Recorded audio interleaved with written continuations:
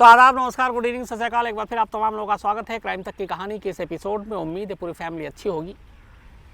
आज की कहानी भारतीय वायुसेना के 3 ऐसे जाबाज पायलट की है जो पाकिस्तान की एक जेल में बंद 1971 की वॉर के दौरान पकड़े गए थे। बड़ी मुश्किल से इनकी जान बची थी और जेल में कैद थे। इसके बाद वो कैसे जेल से निकलते हैं, जेल तोड़कर भागते हैं, ये पूरी एक जाबाजी की कहानी है।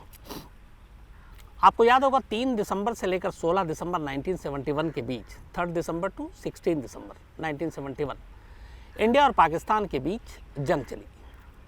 ये जंग पूर्वी पाकिस्तान को लेकर था, जिसके बाद फिर बांग्लादेश बना। तो 3 दिसंबर को ये जंग शुरू हुई।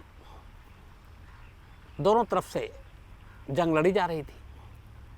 5 दिसंबर 1971, 5 दिसंबर, जंग शुरू होने के ठीक 48 घंटे बाद, 2 दिन बाद, स्क्वाड्रन लीडर DS जाफा ये अपनी जो सुखोई थी, फाइटर प्लेन, वो लेकर पाकिस्तान में घुसते हैं और लाहौर के आसमान पर उड़ान भर रहे थे। इत्तेफाक से एंटी एयरक्राफ्ट गन जो है वो पाकिस्तान की तरफ से भी तैनात था और इसी गोलाबारी में सुखोई को गोली लगती है और सुखोई में आग पकड़ लेती है। आग थोड़ी ही देर के बाद कॉकपिट में पहुंच जाती है। स्क्वाड्रन लीडर DS जावा उस वक्त सुखोई उड़ा रहे थे। उन्हें लगा कि अब प्लेन का बैलेंस जो है वो मेंटेन करना मुश्किल है सुखोई का। तो फिर इसी के बाद उन्होंने अपना सीट इजेक्शन का बटन दबाया और पैराशूट के ज़रिए वो प्लेन से बाहर निकल आए।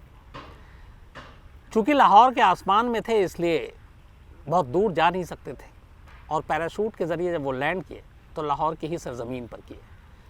एक गांव था, गांव के लोग थे। आसमान से पैराशूट नीचे और चूँकि दिन के उजाले में लोगों की नज़र पड़ी, लोग भाग कर आए। ये भी पता है हिंदुस्तान पाकिस्तान में जंग है तो ये पाकिस्तानी एयरफोर्स का ही कोई बंदा होगा। तो लोगों ने DS जाफा को घेर लिया। इसके बाद उनकी सारी चीज़ें एक एक कर छीनने लगे, चाहे वो उनके लाइटर हो, सिगरेट हो, घड़ी हो, यहाँ तक कि जो उनके कपड़े थे, जूते, वो भी, और शायद उनको पीटने वाले भी थे। लेकिन इसी दौरान दूर से, चूँकि जंग का माहौल है, सभी अलर्ट रहते हैं, पाकिस्तानी सेना के लोगों ने भी इस पैराशूट को नीचे उतरते हुए देख लिया था। वो भागकर उस गांव में पहुंचते हैं और किसी तरह भीड़ से DS जाफा को बचाते हैं और अपने कब्जे में ले लेते हैं। इसके बाद उन्हें लाहौर से रावलपिंडी लाया जाता है। रावलपिंडी लाने के बाद उन्हें एक सेल में रखा जाता है, पहले 1-2 दिन अकेले। फिर 1-2 दिन के बाद उनकी मुलाकात होती है बाकी युद्ध बंदियों से जो इसी जंग के दौरान पकड़े गए थे। तो DS जावा वहाँ पे जब पहुँचते हैं रावलपिंडी में, और जिस सेल में इनको बाकी मिलाया गया लोगों से, कुल एयरफोर्स के 12 अपने जवान रावलपिंडी जेल में बंद थे। और ये सब उसी तरीके से जैसे DS जाफा जो है वो अपना सीट इजेक्शन करके अपनी जान बचाई, नीचे उतरे, तो एयरफोर्स के ये बाकी लोग भी उसी तरीके से एक एक कर पकड़े गए थे। सभी को रावलपिंडी की जेल में रखा गया। बाद में इस पर किताब भी लिखी गई जिसमें कहा गया जेल में रखने के दौरान उनके साथ काफ़ी अच्छा बर्ताव, अच्छा सलूक किया गया। और 25 दिसंबर का इसी दौरान में तारीख आती है, 25 दिसंबर। जंग अब लगभग ख़त्म हो गई थी। 3 दिसंबर को जंग शुरू हुई थी, 16 दिसंबर को ख़त्म हो गई थी। तो 16 दिसंबर को जंग ख़त्म होने के करीब 9 दिन बाद 25 दिसंबर का दिन था। इस एयरफोर्स में जो लोग पकड़े गए थे, 12 बंदी थे, उनमें से कुछ क्रिश्चियन भी थे। तो फिर वहाँ के जो पाकिस्तान में उस वक्त रावलपिंडी की जो जेल के इंचार्ज थे, मिस्टर उस्मान हामिद, ये स्क्वाड्रन लीडर थे, ये भी एयरफोर्स से जुड़े हुए थे और एयरफोर्स के पाकिस्तान के उस वक्त चीफ के ये साथ ख़ास काम करते थे। तो आते हैं, इन तमाम बंदियों से मिलते हैं भारतीय, बहुत अच्छे से मुलाकात करते हैं और केक वेक देते हैं, क्योंकि क्रिसमस का दिन था 25 दिसंबर को, और बहुत ही अच्छा बर्ताव था। इसके बाद फिर शाम होती है, कहा जाता है कि अब आप लोग अपने अपने सेल में चले जाइए। तो हर सेल में 4-4 लोग रह रहे थे। अब सबको इसके बाद अपने अपने सेल में भेज दिया जाता है। DS जाफा के जो सेल में लोग थे, सेल नंबर 5 रावलपिंडी की जेल, उसमें उनके अलावा 3 और थे एयरफोर्स के लोग। एक थे flight lieutenant Dilip Parulkar, flight lieutenant Malvinder Singh Grewal और फ्लाइट अफसर हरीश सिंह। तो दिलीप पारुलकर, मालविंदर सिंह ग्रेवाल और हरीश सिंह, इसके अलावा DS जाफा, ये लोग एक ही सेल में बंद थे। कुछ दिन बीतता है, इसके बाद वहाँ पे सख्ती भी थी, अब ये लोग बंदी भी थे, जंग खत्म हो गई, इन्हें लगा कि अब शायद बंदियों की अदला बदली हो। भारत ने भी कई ऐसे पाकिस्तानी सैनिक वायुसेना के लोगों को पकड़ा था, तो आमतौर पर युद्ध में अदला बदली होती है। और फिर ये लोग POW थे, प्रिजनर ऑफ वॉर के जो कैदी होते हैं, उनके साथ एक ख़ास इंटरनेशनल समझौते के तहत उनका बर्ताव किया जाता उनके साथ। लेकिन देरी हो रही थी, इन लोगों की अदला बदली भी नहीं हो रही थी, वक्त बीतता जा रहा था। इसी दौरान में फ्लाइट लेफ्टिनेंट दिलीप पारुलकर ने अपने तीनों साथियों से कहा कि जब वो ट्रेनिंग ले रहे थे, और उस ट्रेनिंग का हिस्सा ये था कि अगर आप कभी POW बनते हैं, मतलब किसी देश में आपको पकड़ लिया जाता है, तो आप एस्केप करने की कोशिश कीजिएगा, ये आपकी ड्यूटी में शामिल है, मतलब वहाँ से बच निकलने या भागने की। तो उन्होंने कहा मैंने उसी दिन से ये ठान लिया कि मैं यहाँ पे पड़ा नहीं रहूँगा, मैं जेल तोड़कर भागूंगा। अब बाकी जो 3 लोग थे, उन्होंने कहा कि नहीं, इसमें बड़ा रिस्क है, ख़तरा है, और वैसे भी हम लोग युद्ध बंदी हैं, हो सकता है जल्दी हमें रिहाई मिल जाए, तो जान जोखिम में डालने की ज़रूरत नहीं है। लेकिन दिलीप पारुलकर माने नहीं। उन्होंने कहा कि हम इस जेल से भागेंगे और हमें भागने की कोशिश करनी चाहिए। धीरे धीरे वक्त बीता, और इसी के बाद दिलीप पारुलकर ने प्लान बनाना शुरू किया। जिस सेल में इनको रखा गया था, पुरानी बिल्डिंग थी रावलपिंडी, वो जेल की, उन्होंने चारों तरफ से देखा। उन्हें लगा कि इस दीवार में छेद बनाना आसान काम है, इतना बड़ा छेद कि एक आदमी आसानी से बाहर निकल सकता है। अच्छा, इससे पहले इनमें से एक के पास बाकायदा पाकिस्तान का नक्शा भी था। इन्होंने उस जेल को भी, चूँकि इन लोगों को कई बार बाहर टहलाया जाता, तो उस जेल का भी मुआयना किया कि कहाँ कैसे निकल सकते हैं। तो उन्होंने देखा कि इस जेल में जहाँ पे इनको रखा गया था, वहाँ पे एक पाकिस्तानी एयरफोर्स का एम्प्लॉयमेंट दफ्तर भी है, रोज़गार। और जिस सेल में ये लोग थे, उस सेल की दीवार में अगर सुराख कर दें तो वो सीधे उस रोज़गार के दफ्तर तक पहुंच जाएंगे, और उसके ठीक बराबर में मॉल रोड है। उस मॉल रोड तक पहुंचने के लिए बस एक जेल की दीवार फांदनी, और जेल की दीवार आसानी से ये लोग फांद सकते थे, ट्रेनिंग ली हुई थी। बट ये था कि अब सेल के अंदर कैसे सुराख करें, छेद करें। इस दौरान मैंने ये भी था कि अगर हम बाहर निकलें तो फिर हिंदुस्तान कैसे जाएंगे। पूर्वी पाकिस्तान की तरफ जंग ख़त्म ही हुई थी, बांग्लादेश को लेकर बहुत सारी चीज़ें थी, उधर सख्ती भी थी बॉर्डर पर। तो उन्हें लगा कि बाकी किसी भी सूरत में हम लोग इधर से बाहर नहीं निकल सकते, एक ही रास्ता है, और वो है अफ़गानिस्तान बॉर्डर। अगर अफ़गानिस्तान एक बार पहुंच गए तो अफ़गानिस्तान से भारत आ सकते हैं। और अफ़गानिस्तान जाने के लिए पेशावर के करीब वाला जो बॉर्डर है, वो इन लोगों ने नक्शे के हिसाब से चुना कि वहाँ से हम लोग निकल सकते हैं। अब ये था कि दीवार में सुराख और छेद बनाना है, औजार हथियार कहाँ से लाएं।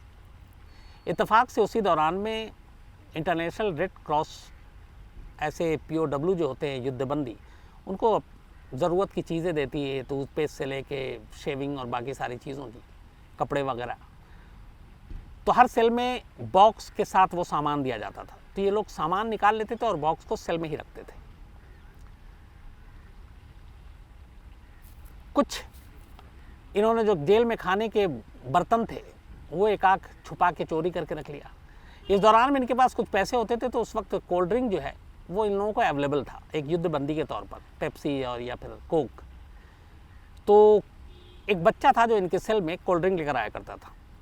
अच्छा, वहाँ कोल्ड ड्रिंक का जो ढक्कन है वो खोल कर नहीं देते थे, वो उस ढक्कन में एक सुआ टाइप का होता था, स्क्रू टाइप का, लोहे का बनाया हुआ, वो उसके ढक्कन पे मारता था, इतना बड़ा होल हो जाता था कि फिर उसमें वो स्ट्रॉ डालकर और सामने सर्व कर देता था। और वो छोटा बच्चा था 13-14 साल का जो इन लोगों को, तो कभी कभी ये लोग अपने ख़रीदते थे। तो जिस सुए से वो पेप्सी के ढक्कन पे होल करता था, उस पर नज़र पड़ी, और पारुलकर साहब ने एक दिन वो सुआ उस बच्चे से ले लिया। बच्चे ने कहा मेरा सुआ दे दीजिए। उन्होंने कहा इसमें कुछ नहीं है, पता नहीं कहीं खो गया, जाओ। उसे भी लगा, कुछ कहा नहीं उसने, और वो चला गया। तो अब इनके पास एक सुआ था, एक आध छोटे मोटे बर्तन से भी हथियार बना लिए। अब ये था कि दीवार में छेद करना है, एक सेल में 4 लोग, और ये था कि हमेशा आपको कमरे के अंदर, सेल के अंदर एक बल्ब 24 घंटे जला कर रखेंगे आप। तो बल्ब की रोशनी में खुदाई करना बड़ा मुश्किल काम था। खुदाई के बाद मलबा कहाँ फेंकना था ये भी एक चुनौती थी, लेकिन मलबा का हल हो गया। जो रेड क्रॉस ने बॉक्स दिया, उस बॉक्स में ये लोग मिट्टी भर भर कर रखते थे और वहीं सेल में ही छोड़ देते थे।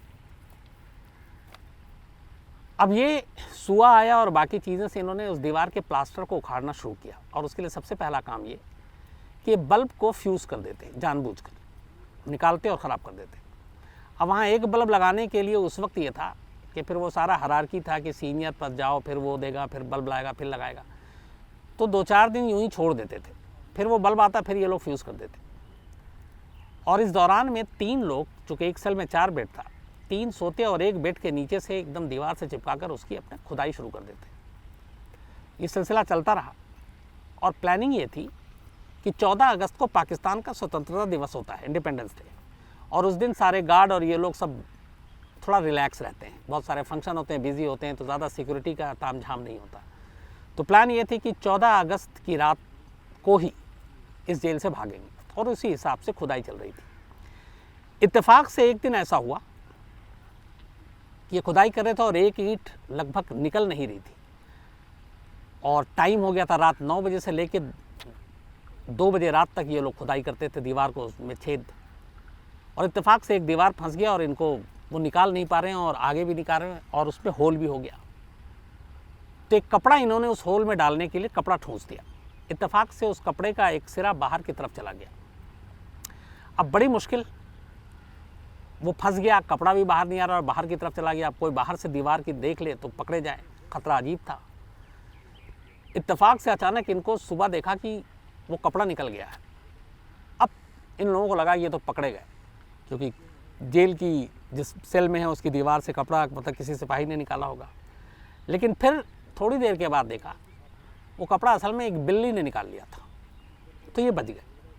फिर एक रात ऐसी खुदाई कर रहे थे तो अचानक जो गार्ड पहरे पे था वो आया, बल्ब फ्यूज़ था, लेकिन फिर भी उसने उस अंधेरे में ताड़ा और देखा कि 3 तो बेड पे हैं, एक गायब है। वो अलर्ट हो गया, उसने सीटी बजाई, गया अपने सीनियर के पास। अच्छा, तब तक वो चौथा नीचे खुदाई कर रहे थे बारी बारी से। अब इन्हें पता चल गया कि अब तो पकड़े गए, अब अंदर सेल की तलाशी होगी। इसमें 2-3 अफसर भाग कर आए वहाँ, तब तक ये, लेकिन जो नीचे था वो वापस आकर बेड पे सो गया। अब वो तलाशी हुई तो उन्होंने कहा कि ये तो 4 हैं। तो अब उस गार्ड के ऊपर ही सब पेल पड़े कि तुमने बताया 3 है, चौथा भाग गया, यहाँ तो 4 हो। फिर उन्होंने कहा इसको दिखाई नहीं दिया, अंधेरा है। तो इस तरीके से दोबारा बचे। तो ऐसे कई छोटी छोटी चीज़ों करने के बाद बचते रहे। अब 14 अगस्त को इनको बाहर निकलना है, तैयारी पूरी है, उसी हिसाब से खुदाई चल रही है। लेकिन होता ये है कि वक्त से थोड़ा पहले वो लगभग छेद तैयार हो गया, जिसको ये बंद करके रख रहे थे, और उसमें खतरा भी था कि ज़्यादा देर तक इसको छुपा के नहीं रख सकते। 12 अगस्त की रात को तय प्लान से 2 दिन पहले अचानक बहुत तेज़ आंधी चलती है रात शाम से ही, और बिजली कड़क रही, तेज़ धुआंधार बारिश हो रही है।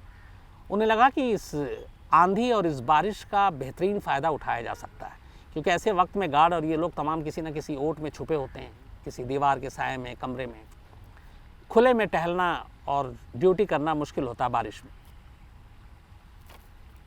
तो इन सभी ने तय किया कि हमें बाहर निकलना है। लेकिन इससे पहले एक चीज़ हो गई थी। DS जाफा जो थे वो इस मिशन में शामिल नहीं थे कि वो इस जेल से भागेंगे। तो बाकी 3 लोगों ने तय किया कि अब उन्हें निकलना है, जिसमें दिलीप पारुलकर, मालविंदर सिंह ग्रेवाल और हरीश सिंह। DS जाफा उसी सेल में रहने को तैयार हो गया कि मैं नहीं जाऊंगा। 12 अगस्त की देर रात ये तीनों उस दीवार से निकलते हैं। दीवार से निकलकर उस कंपाउंड में पहुंचते हैं जहां पाकिस्तानी एयरफोर्स के एम्प्लॉयमेंट का दफ्तर था, और फिर वहां से दीवार फांदते हैं और मॉल रोड पे पहुंचते हैं। इससे पहले इन्होंने कुछ पैसों से कपड़े भी मंगवा लिए थे जेल के अंदर, जो कुर्ता पजामा, शलवार कमीज़, ताकि बाहर जाकर पहचान में ना आए कि ये विदेशी हैं। तो उसी हुलिये में तीनों निकले उस दीवार से, सेल से दीवार फांद करके बाहर आए। देर रात बाहर में एक बस खड़ी थी और उसका कंडक्टर चिल्ला रहा था, पेशावर पेशावर पेशावर। ये तीनों उस बस में बैठे और उस बस में चल पड़े। पेशावर जाने के लिए जब तीनों पहुँचे, उसके बाद ये पेशावर से वहाँ उतर गए। अब वहाँ पे एक गांव में पहुँचते हैं और पता चलता है कि यहाँ इस गांव से करीब 5 मील दूर अफ़गानिस्तान का बॉर्डर है, और उनको बस उस 5 मील के फासले को और तय करना था और फिर वहाँ से वो निकल जाना था। इस दौरान में जब वो पेशावर के करीब उस गांव में पहुँचे, अच्छा सब अलग अलग हुलिये में थे, लेकिन इन्हें लगा कि कुछ मामला गड़बड़ है, क्योंकि बस के कंडक्टर ने 2-3 बार इनसे पूछा और फिर इंग्लिश में बात करना शुरू कर दिया। तो उन्हें लगा कि हम अपने आप को पाकिस्तानी पेश कर रहे हैं, ये इंग्लिश में बात कर रहा है, चक्कर क्या है। तो उन्हें लगा कि नहीं, हुलिये के बावजूद शायद ये हमें पहचान रहा है। अब 5 मील सिर्फ दूरी पर है और ये वहाँ खड़े हुए हैं। इन्हें वहाँ से एक टैक्सी की ज़रूरत है, वो टैक्सी जो उन्हें उस बॉर्डर तक पहुँचा दे, और उस टैक्सी का इंतज़ार कर रहे हैं सड़क किनारे। तभी अचानक एक कड़क आवाज़ आती है सड़क की दूसरी तरफ से। ये तीनों पलट के देखते हैं, एक शख्स था और वो पूछता है कि कौन है आप लोग। तो ये बताते हैं कि हम लोग एयरफोर्स से हैं, पाकिस्तान एयरफोर्स से हैं, और इधर आए हैं छुट्टी पे 1 हफ्ते की, जंग ख़त्म हो गई है और इसी वजह से। लांडी खाना एक रेलवे स्टेशन हुआ करता था। उन्होंने कहा हम लांडी खाना रेलवे स्टेशन, इत्तेफाक से जो इन्होंने नक्शा चुना था और लांडी खाना का नाम लिया, 1932 में ये रेलवे स्टेशन अंग्रेज़ों के ज़माने में बंद हो गया था और ये बात इन तीनों को पता नहीं थी। तो उन्होंने कहा हम लांडी खाना रेलवे स्टेशन जा रहे हैं। यहीं से उस शख्स को शक हुआ, उसने कहा पर वहाँ तो कुछ है नहीं। तो उन्होंने पूछा क्यों? उन्होंने कहा रेलवे स्टेशन तो पता नहीं कब का बंद हो चुका है, 40-50 साल हो गए। तब उसे डाउट हुआ। उसके बाद उसने फिर सवाल जवाब शुरू किए। बदनसीबी ये थी कि जो शख्स उनको एक अजनबी मिला और जो उनसे पूछताछ कर रहा था, वो उस इलाके के तहसीलदार का स्टेनो था।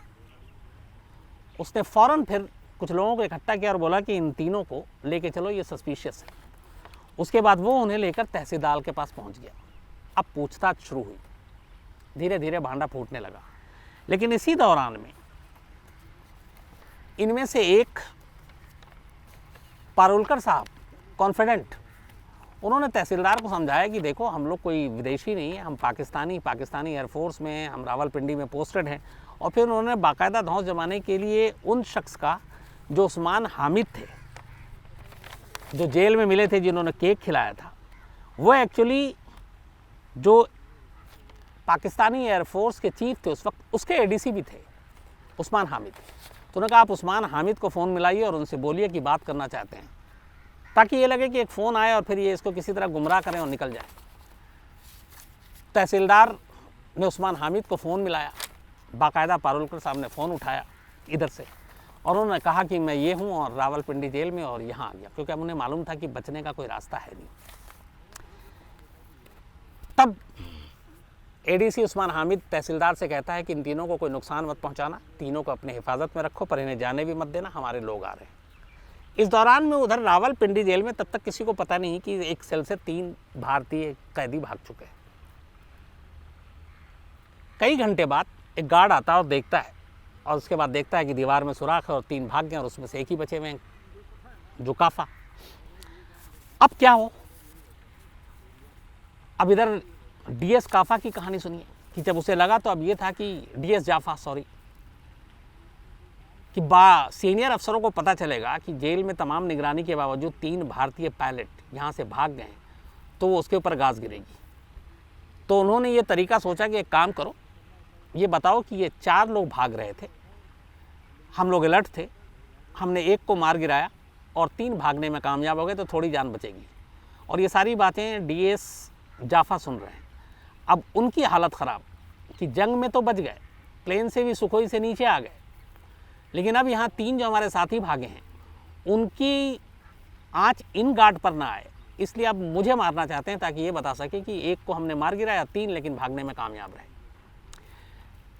और ये ऐसा होना था। डीएस जाफा की मौत लगभग तय थी। गार्ड अपनी गर्दन बचाने के लिए उन्हें गोली मारने वाले थे, और डीएस जाफा ने अपनी किताब में लिखा भी है कि बस ऐसा लगा था कि अब मौत उनके सामने है। लेकिन इसी बीच जब तहसीलदार से पारुलकर साहब ने फ़ोन कराया, तो उस फ़ोन को रखने के बाद उस्मान हामिद ने सीधे रावलपिंडी जेल फ़ोन किया और बोला कि ये बताओ कितने कैदी मिसिंग हैं। अब जब ये सारी चीज़ें हुई तो फिर बताया गया, फिर उन्होंने पर्टिकुलर कहा कि ये नाम के 3। तो अब इन गार्ड को और जेल के स्टाफ को लगा कि ये तो भेद खुल गया। अब किसी को मारेंगे तो फ़ायदा नहीं है क्योंकि ऊपर में साहब को पता चल चुका है। तब उन्होंने बताया कि सर एक सेल से 3 गायब हैं। तो उन्होंने कहा ठीक है, वो तीनों मिल चुके हैं। और इस तरीके से DS जाफ़ा की जान बची। अगर उस वक्त ADC फ़ोन ना करते और वो ना बताते कि इस वक्त पता करो कितने कैदी मिसिंग हैं, तो शायद इन्हें गोली मार दी जाती। खैर, इसके बाद उन तीनों को फिर वापस पकड़ कर लाया जाता है। ये जो बात है पूरी आपको बताया, जैसे 14 अगस्त 1972 की जब ये तीनों भागे थे, तो इनको लाया जाता है और उसके बाद आखिरकार करीब 3 महीने ये फिर जेल में रहते हैं, सितंबर, अक्टूबर, नवंबर। 1 दिसंबर 1972 को पाकिस्तान के प्राइम मिनिस्टर जुल्फ़िकार अली भुट्टो भारतीय युद्धबंदियों की रिहाई के बदले में वहाँ के कुछ बंदियों को रिहा करने का फैसला करते हैं और उनमें से ये 12 पायलट भी शामिल थे। और उन 12 में ये 3 भी थे जिन्होंने जेल तोड़कर वहाँ से भागने की कोशिश की थी और लगभग कामयाब हो गए थे। सिर्फ 5 मील की दूरी थी उस अफ़गानिस्तान के बॉर्डर तक। अगर वो उस 5 मील के फासले को तय कर लेते तो ये उसी पल आज़ाद हो जाते, लेकिन फिर भी इनको ज़्यादा इंतज़ार नहीं करना पड़ा। 3 महीने के बाद अदला बदली में ये सभी रिहा हो गए। उसके बाद इन सभी युद्धबंदियों को वाघा बॉर्डर लाया गया। उनके आने से पहले इन तीनों की पाकिस्तान के जेल से भागने की कोशिश की खबर हिंदुस्तान में फैल गई थी, मीडिया में भी आ गई थी और इन तीनों को एक हीरो की तरह देखा जा रहा था कि जान जोखिम में डालकर कैसे ये भागे और सिर्फ 5 मील की दूरी से रह गए। तो वाघा बॉर्डर पर इन लोगों का एक हीरो की तरह सम्मान और स्वागत किया गया और इसके बाद फिर उन्होंने अपनी बाकी जो सर्विसेज थी वो भी पूरी की। तो ये कहानी थी उन 3 पायलट की जो पाकिस्तान की जेल से लगभग जेल तोड़कर निकल भी गए, लेकिन सिर्फ बॉर्डर से 5 मील दूर पकड़े गए थे। तो आज कहानी में इतना ही। कल संडे है, उम्मीद है आपकी छुट्टी अच्छे से गुजरेगी। कोरोना का केस फिर से बढ़ रहा है, इसलिए अपना ख्याल रखिएगा, बहुत ख्याल रखिएगा। और मेरी एक डॉक्टर साहब से बात भी हो रही थी, वो कह रहे थे कि इस बार इसकी थोड़ी ज़्यादा स्पीड ज़्यादा है, लगातार कुछ दिनों में ही तेज़ी से केस बढ़ रहे हैं। तो लगता है 2020 की तरह जो शुरुआत मार्च, अप्रैल, मई पूरा साल गया है, जो एहतियात की ज़रूरत थी, मुझे ये भी लगता है बीच में हम लोग कुछ लापरवाह हो गए थे थोड़ा कोरोना को लेकर। तो अब एक बार फिर मामला सीरियस है, तो अपना ख्याल रखिएगा, अपनों का ख्याल रखिएगा और कोशिश कीजिएगा बेवजह बाहर ना निकलें, लोगों से ना मिलें, हाथ तो बिल्कुल ना मिलाएं, दूरी बना कर रखें, मास्क पहनें, सैनिटाइज करें अपने आप को हमेशा। तो मंडे आपसे मुलाकात होगी किसी नई कहानी के साथ। Thank you very much.